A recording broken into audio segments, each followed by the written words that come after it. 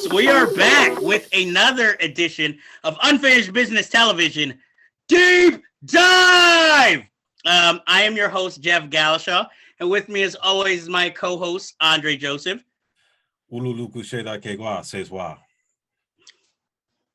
Wakanda Forever. A little bit of French because it ties in to the movie we're talking about this week, and that would be 1985. Yeah, we're going back again. Gotcha.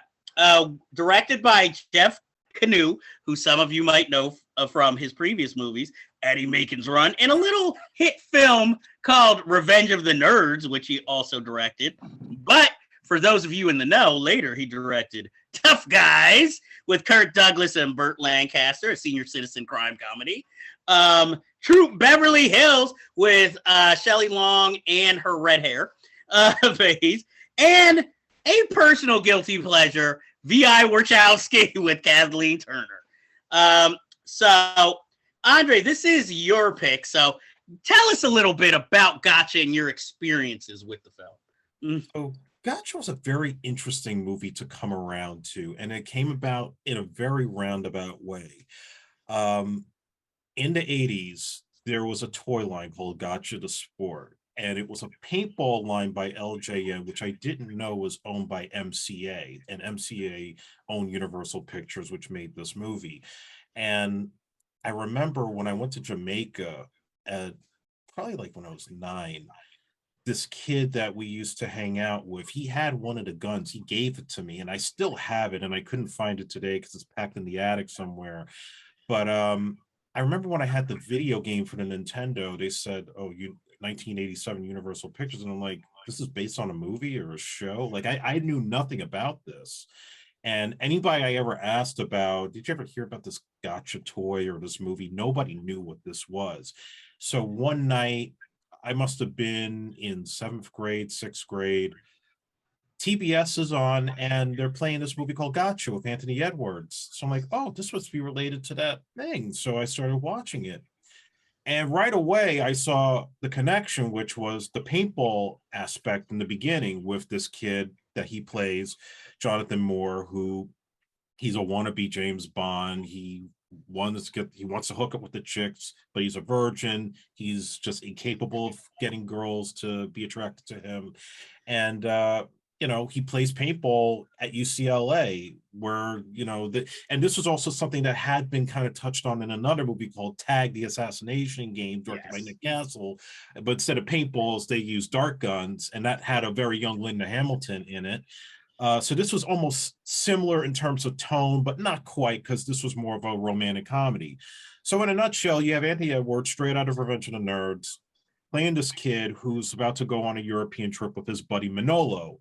And along the way, he meets this girl, Sasha Banachek, played by Linda Fiorentino, inside a bar in France. And she divergenizes him. And the next thing you know, they're spending time together. He's falling for her, so much so that he's willing to skip his next trip to Spain with his buddy and go with her to West Berlin. And he's being constantly led on to follow her from West Berlin into the more dangerous East Berlin. And keep in mind, the Berlin Wall was still up. This was communist Europe, that part of Europe. And so he doesn't know that she's really being hunted by a bunch of Russian spies over this microfilm, which she ends up inadvertently giving to him inside of a strudel. And at a certain point, when her life is in danger, she separates from him. He tries to escape Europe while these guys are now on his tail for this film, all the way back to the United States. And then there's a little bit of a twist of finding out who she really is, why they're after her, and then kind of like has to take matters into his own hands. So this film also has a very interesting history in terms of the production of it, because Jeff Canoe, coming off of Eddie Macon's Run, which is not a great film, but Revenge of the Nerds was, and that was a big hit, and that was his first collaboration with Anthony Edwards. So Gotcha was brought to him at 20th Century Fox. One of the writers actually went on to write The Hurricane with Denzel Washington, so there's a huge jump right there. And apparently, he pushed to have Anthony Edwards in this movie because he thought he'd be perfect for this kid. But the studio wanted Tom Cruise to play the part because of Risky Business. And he's like, well, he already play the kid that got divergenized by the hooker. Why is he going to play the same part again? They pitched him Johnny Depp, who he thought was weird, but thought he was talented, just not right for the part. And then there was a studio change, and they ended up taking over to Universal, where apparently they tested Anthony Edwards against Craig Sheffer for the part of Jonathan. And the only reason he got the part was because they showed the test screenings to a bunch of secretaries at Universal, decide who do you like more? And they went with Anthony because they felt like they could care about him. They could hug him and feel like, a sympathetic puppy, But Linda Fiorentino, this was her second film. And this is interesting too, because apparently they were also considering Matthew Modine, who he also didn't want, but they had him watch a rough cut of Vision Quest, and he was captivated by her and her look, but she wasn't really European. He was looking for a European actress, Jeff Canoe, but he liked her enough that he spoke to her and was like, can you do the accent? Like, yeah, I could do the accent. But he feared a backlash from people that you're casting an American chick to play a European. So that whole third act where it turns out she works for the CIA and she's really like this Pittsburgh chick that's pretending to be Czech, that was all made up because they didn't want a backlash from people with that casting. Okay. But it was one of her, significant roles that launched her into being kind of a vixen in film for a while until she just flat out disappeared because she just was a difficult reputation over time. Yeah. But overall, like, there's the toys, there's the game. The movie itself, it has a strange tone to it because on one hand, overall, it tries to be a comedy and a romantic one at that. At other times, it does feel kind of tense and serious. So much so that I heard the scene where he first makes love to Sasha, it was supposed to be a longer scene of him getting divergenized. You actually see part of it during the love montage in the movie, but they felt it was taking too much of the comedy out, so they kind of cut it down to just that bit after the fact. But what I gotta say is it's sprawling throughout all the European locations, and even though the cinematography is not the most fantastic, the way he edits, and Jeff Canoe is, a practicing editor before he became a filmmaker, he edits those chase sequences really well. He gives it a level of tension and unexpected twists and turns that you don't see coming. And that's one thing that makes the film so engaging. Anthony Edwards is, somebody you can root for, somebody you get behind. He's funny when he's funny, especially when he's on the streets trying to mac to the girls in French and trying to do the Lady Marmalade thing, getting slapped. That's really cool. And, Nick Corey, now his real name, Jesus Garcia, there's a whole story with him because it's interesting. He had some drug issues and identity issues at the time. He was coming off of Nightmare on Elm Street when he did this movie. He's a little bit of a stereotype because he's like the Latin ladies man, and apparently he's tied in with the Latin gang. But I like his character because he's a loyal friend, and he does come through for him at the very end, which is very rare in a movie like this. So props to him for being like the one guy that has his back out of everybody else. Because the parents, Alex Rocco, rest in peace, they're a bunch of cartoon characters. Okay. And I love the German rock band, the punk band that helps him sneak out of Berlin. I wish there was like a spinoff movie or something with them because I felt like I wanted more of those guys in the movie. And Bill Conti does a really good soundtrack, kind of shades of his For Your Eyes Only James Bond soundtrack. And a lot of new wave music in this film. Frankie Goes to Hollywood and anything you've ever heard in a Grand Theft Auto game is in it. Yeah, it's watching it again. I still have fun with it as I did when I was younger, and I think Anthony Edwards is fantastic. I think because of that title song is one of the reasons why I more remembered than the Assassination Game, other than difference in tone. And I do have the soundtrack on LP, by the way. I bought it in a record store in the Village. Wow. That's the one thing I always remember about the movie is the song, Gotcha, where I want you to lay. This is a childhood favorite of mine because I believe my father put it on tape from the original because, video cassettes back then were $100 dollars. Yeah. So So he got it from the video store, taped it onto a tape, and this is a movie I watched repeatedly as a kid which led to me always being a fan of Linda Fiorentino because this was the first film I ever saw her in, and she has a nude scene in it, so which even made it more of an impression on me. Boobies, and so I was like, she is the greatest actress ever, and plus, her going from European accent to American accent. So I was just like, oh my God, she's so good and believable. So having said that, this was another movie, of course, since we always talk about this, Channel 11 show to death, obviously without the nude scenes and the cursing. I remember Jesus Garcia, Manolo, not necessarily for A Nightmare on Elm Street. I remember him for Wildcat. Yeah, that was the next film he did. Yeah, so I was like, the dude from Wildcats is in this movie. Awesome. Mm-hmm. So I love this one. Anthony Edwards, this is probably the movie other than Revenge of the Nerds that I would remember him from, because remember, I didn't see Top Gun until I was like in my 30s. So I would put gotcha, Anthony Edwards? I don't know if this role got him Top Gun, but it's kind of close because, again, he had that look about himself where you would cry if he got killed. Yeah, because it's just like he's just so innocent throughout this, even though he learns to be tough, obviously. Yeah. But this is why I will always compare this movie to If Looks Could Kill. This is the early version, the 1980s version, except you like Anthony Edwards more than Richard Grieco. Yeah, no gadgets, nothing.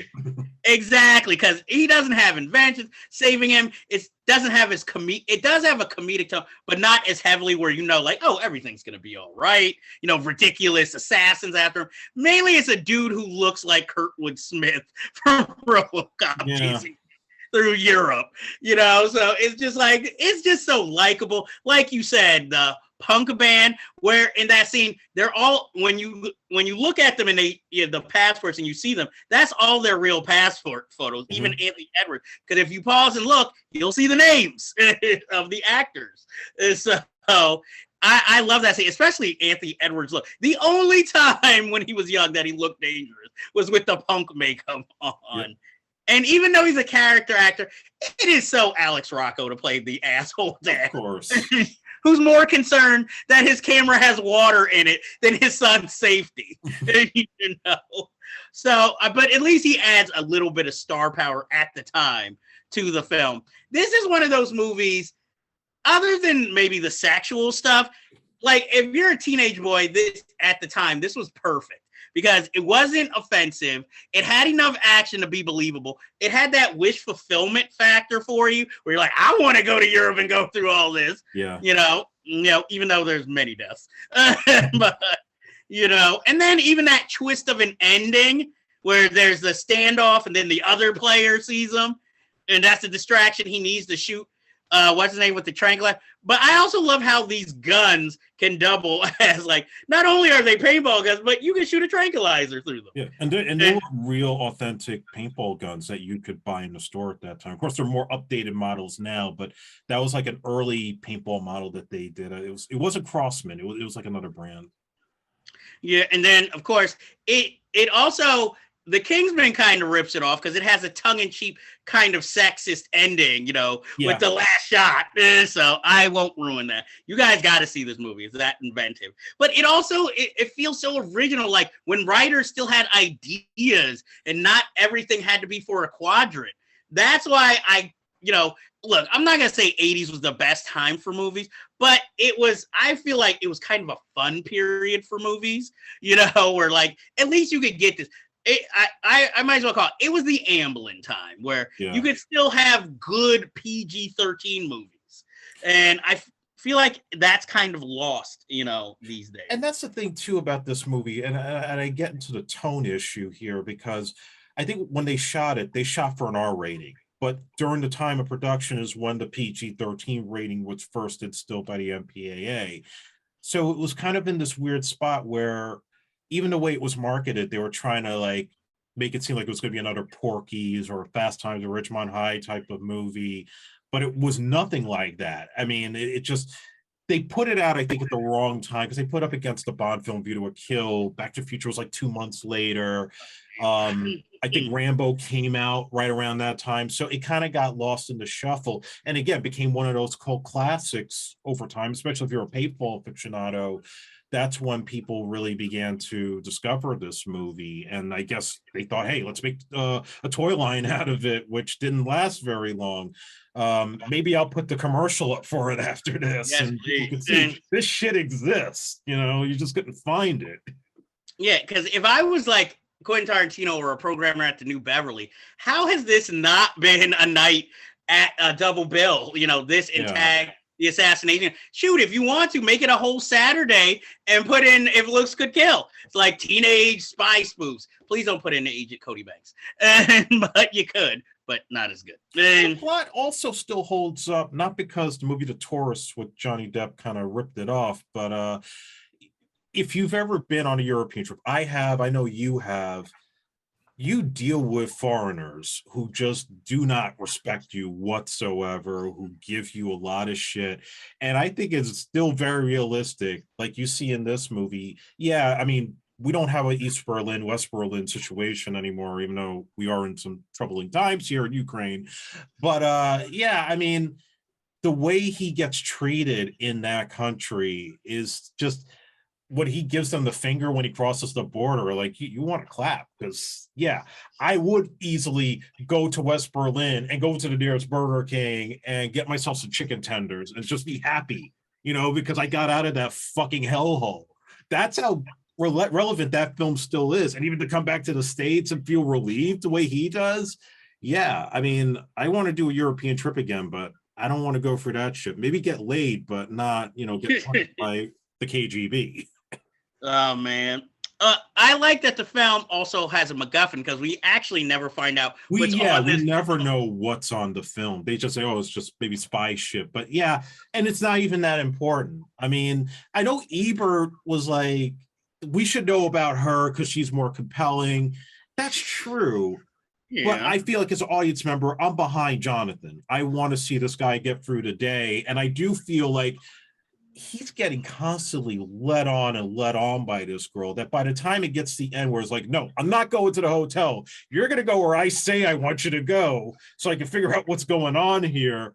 Like, okay, now he's a man. He's not this prissy kid trying to chase pussy. Now the pussy's coming to him. Well, he's more definitely identifiable. And yeah. I'm afraid, like, eventually this is the type of thing that one of the studios is going to remake with whatever teen star du jour, in the title role. But I don't think it'll be, well, obviously times have changed, so I don't feel like it'll be as easy to make it as believable as it was at the time. Even though it was far-fetched, it was a little bit more identifiable, Because so now... I'm going to propose something, because I've actually thought about the remake idea. Oh, no. If I were an A-list director, I would go to Universal and say, I want to do it, but I want to do it as like a semi-sequel to the original. And it would be Anthony Edwards' son. Actually, him and Lauren Ferrantino, if she's not acting, she's probably dead, probably had cancer. I like how specific you were about her death. Have Anthony Edwards' son be like him, where he's into paintball, but not in the school, because we're in sensitive times. You can't pull that off anymore.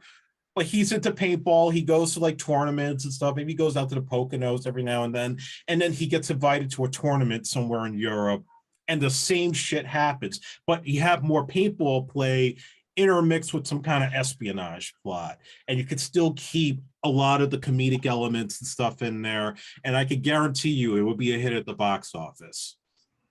I don't know. I'm like, paintball tournament? Like, this is what we're gonna base. At least I would cast the kid from Stranger Things, Finn Wolfhard. I was about to say, there's which one? There's like 50 million of them on that show. Or I mean, have it be the black kid that he's adopted by Anthony Edwards. Hey, we've had Dennis Quaid be a father. And what was that movie? I don't remember, but he had a black kid. Before he started spouting his Trump. Ken, I think it was. Yeah, before he started spouting his Trump conspiracy theory. Hey, he adopted a black kid at Enemy Mine. Nobody knows about that. Oh yeah, well, nobody, because black people are aliens in that movie. That's why it's like, whoa, you're so different. You're so dark. It's like, and you have white actor scaly. was going to do that role in makeup. It's like, and you have scaly skin. And Louis Gossett Jr. was like, I'll take it. And it's actually one attitude. Hey, it was one of his better performances. The man won an Oscar, for Christ's sake. So it's like, fuck it, I'll put on the makeup. Nobody else wants it, and pay me $20 million. Yeah, why isn't he getting like the big Bruce Dern supporting roles in movies? I mean, Judge like, Foster Boy, which he was very good in, but come on, that guy deserves to be dusted off again before he's dead. He's in his 80s now, and nobody's giving him the respect he deserves because they constantly cast him in like Iron Eagle 1000.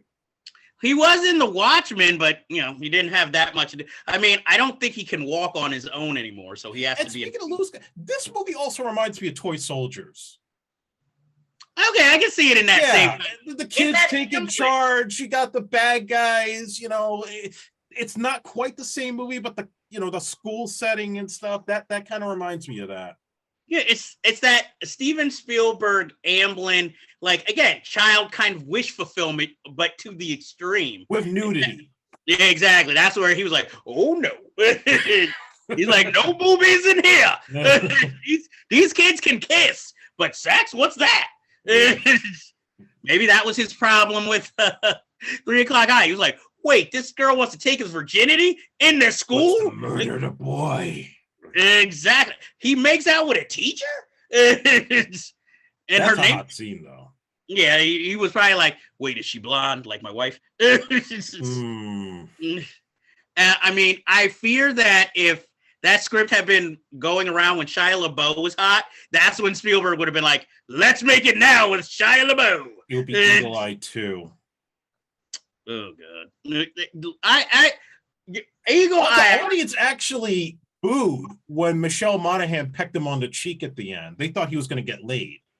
Well, look, Eagle Eye to me is just, even though Steven Spielberg didn't direct it, he produced it. It's like, let me take all my favorite thrill scenes from classic movies and put it in a movie. You know, that's Eagle Eye in a nutshell. But again, let's not get off on this movie. Obviously, you highly recommend Gotcha. Yeah, it is a fun film that still holds up. Anthony Edwards and Linda Fiorentino are excellent in it. Jeff Canu, I wish he made more movies after this, aside from the comedies, because I think he had the skill to do like a Hitchcockian thriller as a director. Luckily, he wasn't like, what's this screenplay? Worth winning with Mark Harmon? No. At least Troop Beverly Hills has an audience, and they may be doing a sequel to that on Disney+. Oh, yeah, it has its cult audience. Yeah. I'll admit, I watched it, and Kelly Martin might be back. Well, what else has she done? Hallmark movies. Oh, because I was about to say, unfortunately, they're not making Matinee Part 2. It's a movie I like. But anyway, that ends this deep dive of Gotcha, which I also love as a movie. Glad you brought it up, because I would have been months before I probably would have. A long time coming. Exactly. So that ends this week's deep dive. And as always, you know we have unfinished business to take care of. But that ends this week's. So until next time, folks, we shall see you around. And subscribe. Yes, please subscribe. And share. So we can be a cult item too. Everything. Yes, we need to be a cult item here. Oh, Stetson.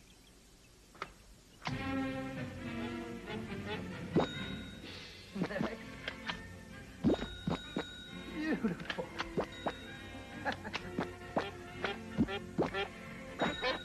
Oh!